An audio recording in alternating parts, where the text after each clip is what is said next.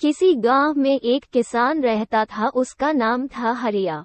हरिया एक सीधा साधा किसान था। उसके पास थोड़ी सी जमीन थी जिससे दाल रोटी चल जाती थी। उसकी पत्नी का नाम था कुसुम। हरिया के पास 2 बैल थे, हीरा और मोती। वे दोनों बड़े हष्ट-पुष्ट एवं बलशाली थे तथा दोनों बैल आपस में बड़े प्रेम से रहते थे। पूरे गांव में उनकी चर्चा होती थी।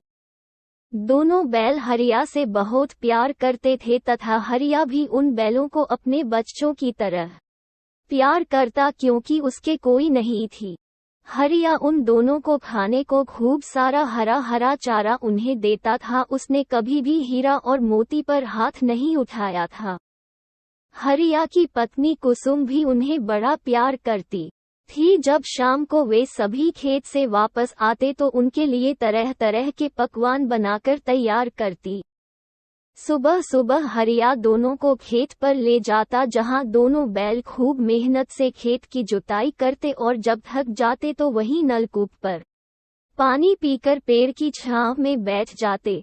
तब तक हरिया भी अपनी थकान मिटा लेता था।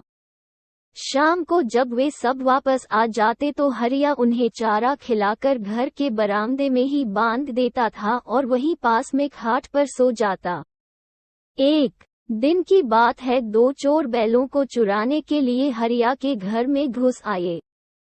उन्होंने हरिया को बेहोशी की दवा सुंघा दी, जिससे वह बेहोश हो गया और दोनों चोर हीरा और मोती को अपने साथ ले गए।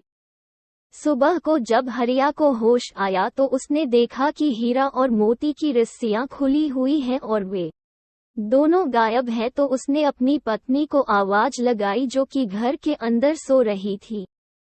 पति पत्नी दोनों ने सभी जगह पर उन्हें ढूंढा, पर कोई फायदा नहीं हुआ।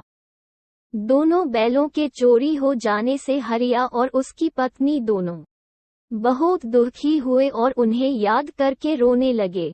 उधर जब चोर हीरा और मोती को लेकर जा रहे थे तो दोनों ने उन चोरों को खूब छकाया। कभी हीरा एक ओर भागता तो कभी मोती दूसरी ओर। खैर, वे चोर किसी तरह अपने गांव पहुंचे और बैलों को घर पर बांधकर उनके सामने रूखा सूखा चारा डाल दिया।